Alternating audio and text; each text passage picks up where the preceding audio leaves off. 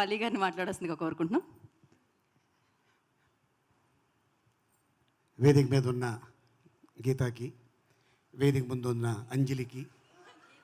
గీతా అంజలికి స్వాగతం, సుస్వాగతం. అలాగే మరి ఈ గీతాంజలిని ఆస్వాదించడానికి 10 years బ్యాక్ కొంతమంది గెస్టులు వస్తే ఆఫ్టర్ 10 years తర్వాత మళ్ళీ ఈ రోజున ఇంతమంది డైరెక్టర్లు రావటం, మా గోపి, అలాగే బాబీ, అలాగే మా బుచ్చిగారు, అలాగే మా మచ్చ రవి, ఇక చాలామంది గెస్టులు, అలాగే శ్రీ విష్ణు కూడా, తను లక్కీ హ్యాండు, గోల్డెన్ హ్యాండు, అలాగే మా మ్యూజిక్ డైరెక్టర్, మా డైరెక్టర్ అమెరికా నుంచి ఎక్స్పోర్ట్ అయ్యాడు అబ్బాయి, నవనవలు ఆడుతున్నాడు ఇప్పుడే. తను ఫస్ట్ డే కలవగానే అనే అయిపోయిన తర్వాత మాట్లాడుకుందాం.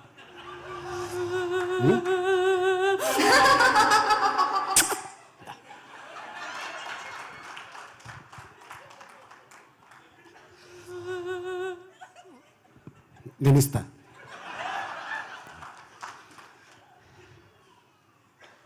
నేను నిజంగానే మా నాన్నగారు టైలరు, బట్టలు కుట్టి పలానా వీధిలో పలానా వెంకట్రావు గారు ఉంటారు, ఇచ్చేసి వచ్చారా అనేవాడు. అయితే వెళ్ళేటప్పుడు సాయంత్రం చాలా హుషారుగా ఉండేవాడిని, వచ్చేటప్పుడు రాత్రి 10-11:30 10-11 ఆ టైంలో రోడ్డు మీద ఎవరు ఉండేవాడు కాదు. ఒక టెంపుల్ ఉండేది, తర్వాత చర్చ్ ఉండేది, అది దాటితే మసీదు ఉండేది. అక్కడి నుంచి మా ఇంటికి వెళ్ళేవాడిని. చిన్న సందులో ఎంటర్ అయితే కటిక చీకటి. అక్కడ మాత్రం నాకు కొద్దిగా ఒక ప్రాంతంలో ఉనికేది. అయిన పర్లా టెంపుల్ దాటి వచ్చా, చర్చ్ దాటి వచ్చా, మసీదు దాటి వచ్చా, నన్ను ఎవరు ఏమీ చేయలేరు, అంత ధైర్యంగా ఉండేవాడిని. చిన్న వయసులోనే చెన్నై వెళ్ళిపోయి లైఫ్ లీడ్ చేసినోడిని, అక్కడే అంత ధైర్యంగా ఉన్నా. ఇద్దరు కాదు 10 మంది వచ్చిన ఇలాగే ఉంటా. ఈ సినిమా కోన వెంకట్ తను చెప్పగానే, భయ్యా మనం పార్ట్ 2 తీస్తున్నాం, ఒక అద్భుతమైన కథ అనుకుంటున్నా అనగానే, వెరీ గుడ్ భయ్యా, సేమ్ క్రూ అన్నా. సేమ్ క్రూ అన్నాడు. ఓకే, సో హైదరాబాద్లో షూట్ చేసాం, ఆ తర్వాత ఊటీలో షూటింగ్ చేసాం, ఆ తర్వాత మళ్ళీ ఇక్కడ వచ్చాం. ఎప్పుడు షాట్ చేశారు, ఎప్పుడు ఫినిష్ చేశారు అనేది నిజంగా ఇది మాత్రం మిరాకిల్.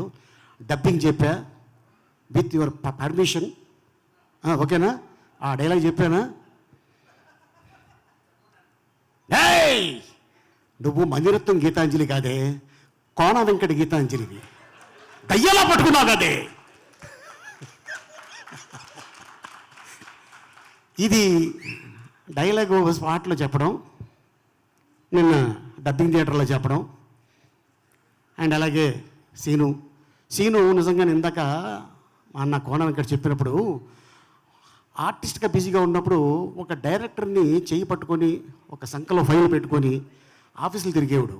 ఏంట్రా అంటే, అన్న ఒక అద్భుతమైన కథ ఉంది, అన్న ఒక అద్భుతమైన కథ ఉంది అన్నాడు. ఏంటి ఇంత తపన పడుతున్నాడు పాప వీడు, ఎవరైనా మంచి నిర్మాత దొరికితే బాగుండేది అనుకున్నా. కరెక్ట్గా ఆ టైంలో చూసారా, మనిషి అంటే భగవంతుడు మనిషి రూపంలో పంపిస్తాడు, అలా కోణ రూపంలో పంపించాడు శ్రీనివాస్ రెడ్డి కోసం. అలాగే ఎంబీవి సత్యనారాయణ గారు ఆయన నిర్మాతగా, తను రైటర్గా, హీరోయిన్ని అంత బిజీగా ఉన్న హీరోయిన్ని తీసుకొచ్చి తను చేయటం. ఏంటో ఫస్ట్ సినిమా మనం కలిసి చేసాం ఫోటో, ఆ తర్వాత మసాలా సినిమా చేసాం, ఆ తర్వాత గీతాంజలి చేసాం, బలుపు చేసాం, మళ్ళీ ఇప్పుడు ఈ గీతాంజలి 2 చేసాం. ఒక నిర్మాతకి ఎస్ అన్నీ హిట్టే. అయితే ఒక నిర్మాతకు కానీ ఒక డైరెక్టర్కి కానీ ఒక సినిమా హిట్ అయితే ఒక 100 మంది టెక్నీషియన్స్ 3 నెలల పాటు ఫుడ్ తింటారు. ఆర్టిస్ట్ అయినా టెక్నీషియన్ అయినా ఈ సినిమా బాగా ఆడాలి అని కోరుకోవాలి తప్ప, ఒకరోజు మనకి డబ్బు ఇవ్వకపోవటం వల్ల ఆ డైరెక్టర్ కానీ ఆ బ్యానర్ కానీ ఇలా అయిపోలి అలా అయిపోలి అని ఎప్పుడు కూడా మన ఇండస్ట్రీలో అనుకోరు. కాకపోతే బయట నుంచి చాలా వార్తలు వస్తుంటాయి. అవి క్యారీ చేసి పాపం కొంత మంచి సినిమాల్ని సినిమా రిలీజు అయిన షో వెంటనే దానికి రేటింగు దయచేసి, ఎందుకంటే మీరు ఇదే ఇండస్ట్రీలో ఉండాలి, ఇది తప్ప మీకు ఏది కాదు, ఏది రాదు, ఏం చేసుకున్నా మనకి గడవదు.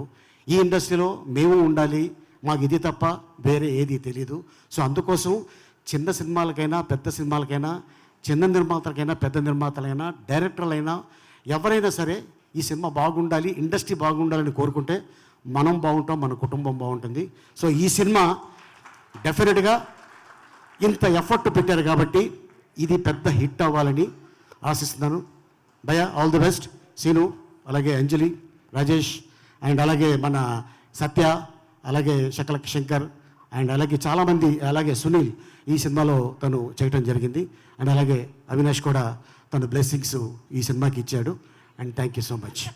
Thank you Geetha. Thank you Ali garu, thank you so much. ఏదో మర్చిపోయినట్టున్నారు. సారీ, ఇందాక సార్ మీ పక్కన ఉన్న టెన్షన్లో మర్చిపోయాను సార్. మా శివన్న, మా శివాతుర్లపాటి, మా డైరెక్టర్ గారు, ఆయన ప్రవీణ్ లక్కరాజు గారు, అండ్ మా అసిస్టెంట్ డైరెక్టర్స్ అందరికీ థ్యాంక్ యూ సో మచ్. మాకు అందరికి బాగా సహకరించారు. థ్యాంక్ యూ ఆల్ టెక్నీషియన్స్ అందరికీ థ్యాంక్ యూ, అండ్ మా రైటర్స్ ఇద్దరికి thank you so much sir.